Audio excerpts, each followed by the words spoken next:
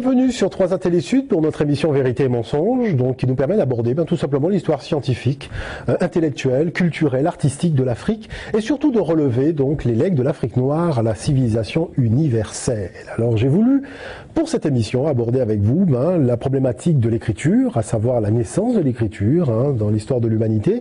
Alors il faut savoir que l'écriture c'est vraiment une invention capitale en fait dans l'histoire de l'humanité, tout simplement parce que dans le cadre historiographique, c'est véritablement cette invention qui constitue la ligne de démarcation entre la période de la préhistoire et la période de l'histoire. Et puis au-delà de tout ça, je dirais ce qui est vraiment intéressant, c'est d'essayer de comprendre, de percevoir la pensée de nos ancêtres les plus lointains.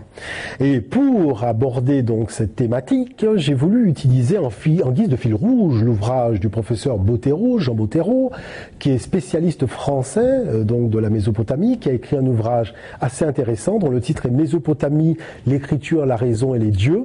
Et cet ouvrage donc va nous servir de fil rouge. Pourquoi ? Parce que lorsqu'on aborde la problématique de l'invention de l'écriture dans les ouvrages de vulgarisation, on dit très souvent que la Mésopotamie est le berceau de l'écriture, est le lieu véritablement où on a l'apparition, pour la première fois l'apparition de l'écriture dans l'histoire de l'humanité.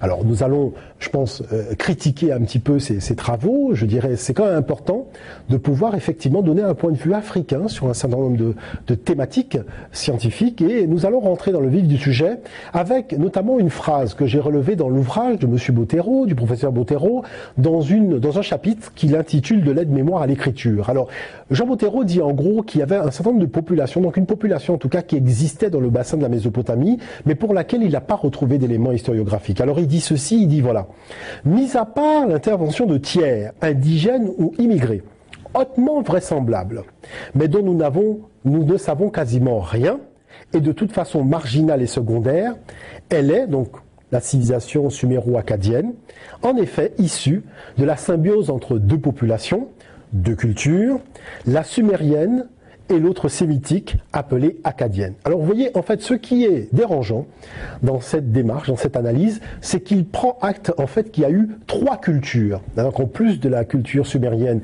et de la culture acadienne, il y a une culture, il dit c'est vrai, il semble qu'il y ait une présence autochtone ou immigrée, en tout cas il y a une présence ancestrale pour laquelle, pour le moment, on n'a pas énormément d'éléments. Bon, nous verrons par la suite qu'il y a effectivement des éléments qui permettent donc de percevoir quelle était cette culture, mais en tout cas, je dirais, dire que c'est hautement vraisemblable tout en étant marginal, c'est un peu dire tout et son contraire, faut quand même le souligner.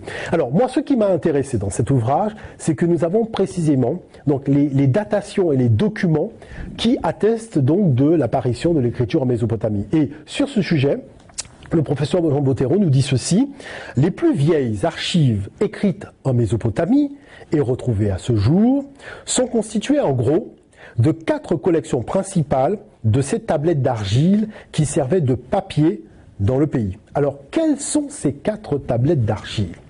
Alors, nous avons tout d'abord les tablettes d'Uruk. Alors, Uruk, la datation donne 3200 avant l'ère chrétienne.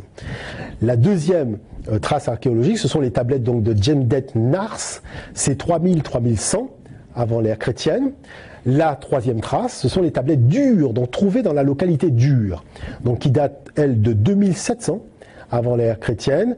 Et enfin, les tablettes de Farah, donc trouvées dans la même localité du même nom, en fait, dans la localité de Farah, qui datent, elles, de 2600 avant l'ère chrétienne. Alors, je dirais qu'il faut quand même apporter une petite critique à cette thèse de l'apparition de l'écriture en Mésopotamie, en tout cas voulant stipuler que l'écriture serait d'abord née en Mésopotamie, donc avant l'apparition de l'écriture des Médounétaires en Afrique. Donc Médounétaires que les Grecs ont appelé l'écriture sacrée hiéroglyphe. Alors première chose, c'est que en Mésopotamie, l'homme écrit sur de la boue, parce qu'il s'agit de l'argile qui a été aplatie et séchée, et le geste est plus un geste du coude qu'un geste du poignet. Or, quand nous parlons d'écriture, nous parlons plus de geste du poignet. Ça, c'est la première chose qu'il faut stipuler. La deuxième chose, c'est qu'il s'agit de pictogrammes. Il faut quand même le dire clairement. D'ailleurs, Jean Bottero le dit en filigrane dans son ouvrage. Pourquoi c'est important de le signifier? Parce que les pictogrammes ne permettent pas de retranscrire fidèlement la langue orale. D'ailleurs, elle ne figure pas du tout la langue orale, vous voyez. Donc, il faut dissocier la problématique des pictogrammes et la vraie problématique de l'écriture qui, elle, seulement permet de transcrire sur un support fixe la langue parlée. Le troisième point, c'est que, vous savez, les tablettes dures, et ça Jean Bottero est très clair là-dessus, il le dit, il s'agit surtout de contes, pas vraiment d'écriture. Donc c'est vrai que on s'aperçoit que le besoin, en tout cas, de mettre les choses par écrit en Mésopotamie, c'est surtout exprimé pour peut-être des problèmes administratifs ou de comptage. En tout cas, nous ne sommes pas dans le cadre de la littérature, nous sommes dans le cadre des contes. Donc plus des mathématiques véritablement que, en tout cas, l'écriture. Enfin, il faut aussi savoir que c'est quand même surprenant. Si l'écriture était vraiment née en Mésopotamie, le support de l'écriture devrait s'appeler tablette. Or, le support de l'écriture s'appelle papier. Et oui, et le papier, tout le monde sait que le papier remonte au papyrus, qui a été donc inventé par les Africains, anciens de la période pharaonique, le long des berges du Nil, donc dans la grande région du Soudan.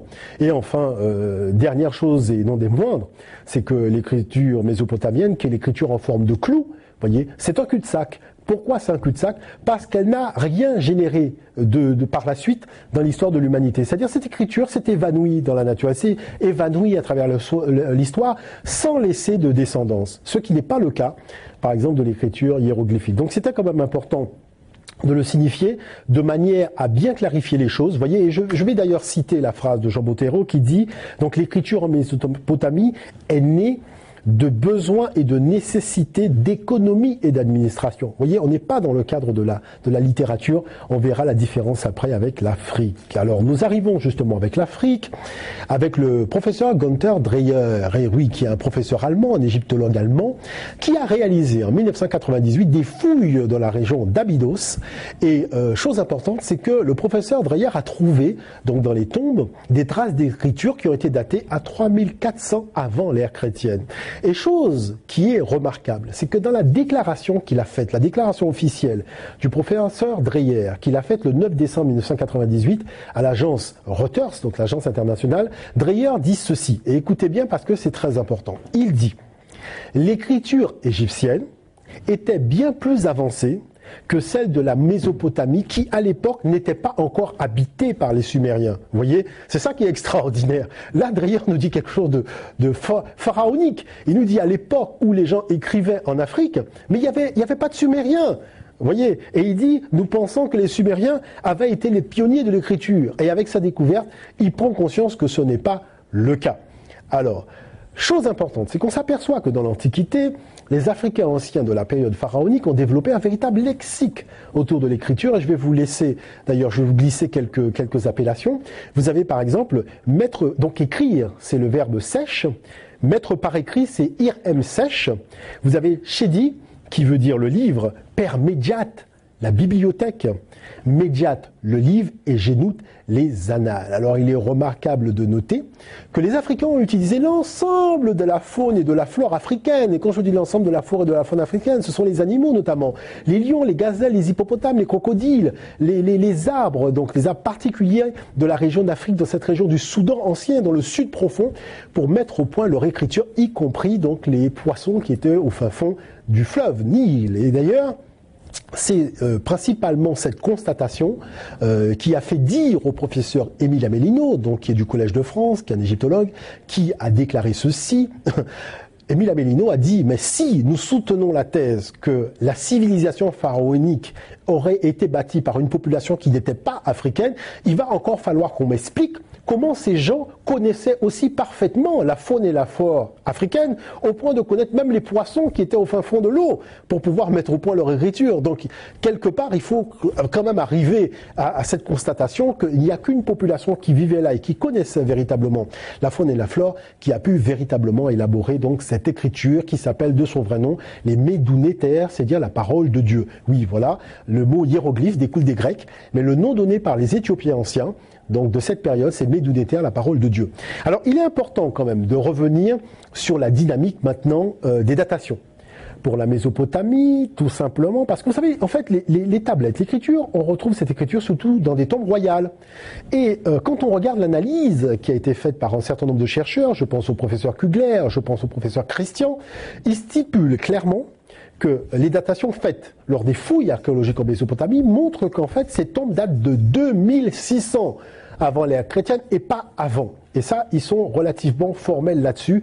Les premières tombes en Mésopotamie datent de 2600 avant l'ère chrétienne. Et le professeur Cotonou, qui est un professeur français, stipule d'ailleurs, à son grand étonnement, que ces tombes sont totalement anonymes. C'est-à-dire on n'a aucune indication sur les personnes qui se trouvaient dans ces tombes. D'ailleurs, regardez, il écrit d'ailleurs dans son manuel d'archéologie orientale, on peut se demander, en présence des sépultures des tombes royales, s'il s'agissait vraiment de rois. S'il ne fallait pas rattacher ces tombes au culte du principe de la fertilité. Parce que ce qui frappe véritablement, c'est qu'en tout cas ces tombes-là sont des tombes qui étaient parfaitement anonymes, vous voyez. Et lorsqu'on arrive maintenant dans la dynamique africaine et que nous parlons de tombes, il faut savoir que Narmer, donc le pharaon qu'on présente habituellement comme étant le roi unificateur de la Route et de la Basse-Égypte, n'est pas le premier pharaon d'Égypte, parce que tout simplement l'école allemande, a d'ailleurs trouvé donc une lignée royale, une lignée royale soudanaise qui a précédé Narmer, donc notamment Scorpion qui était donc le père de Narmer, qu'ils ont appelé la dynastie 0. Alors naturellement, nous ne pouvons que réfuter cette appellation puisque 0 désigne par rationalité, par cartésianisme, ce qui n'existe pas. Or, comme cette dynastie existe, puisqu'on a trouvé les tombeaux de ces rois, en faisant des fouilles, donc normalement elle devrait être stipulée, appelée tout simplement la première vraie dynastie de l'Afrique pharaonique.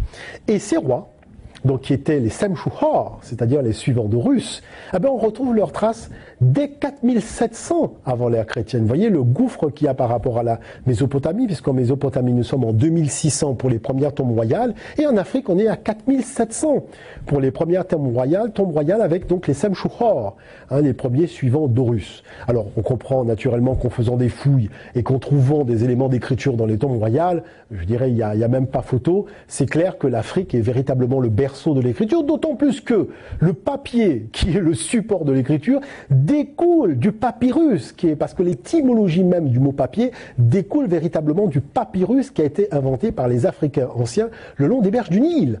Vous voyez, ça c'est quand même important de le noter. La deuxième chose, c'est que l'écriture égyptienne transcrivait véritablement la langue l'oral, c'est-à-dire que quand on lit une phrase en hiéroglyphe, on a véritablement ce que disait le scribe au moment où il écrivait. Donc nous ne sommes pas dans le cadre des pictogrammes, c'est important de le noter. Alors, concernant maintenant la problématique qu'avait soulevée le professeur Bottero sur cette fameuse population autochtones, immigrés, dont il n'avait pas vraiment la possibilité de donner des informations. Enfin, il nous faisait comprendre qu'il n'avait pas vraiment trouvé d'éléments historiographiques sur cette population. Il faut savoir qu'il y a un Français qui s'appelle Marcel Auguste de la Foye. Et il a réalisé des fouilles en Mésopotamie.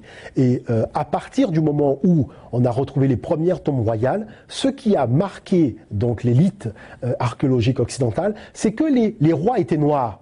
Voyez, et c'est pour ça que, je dirais, dans la tradition de l'Élam, les premiers habitants, et ça c'est quelque chose qui est su, même, je dirais, les gens comme Masyoudi, qui est l'Hérodote arabe, stipule bien que les premiers habitants de l'Élam étaient des Noirs, voyez. Et voilà pourquoi, je vais vous lire d'ailleurs le testament de ce chercheur, donc de la Foye, qui est un Français. Il dit ceci, donc en constatant le contenu des tombes, il dit « Seuls les puissants personnages avaient le droit de porter de hautes cannes et des bracelets.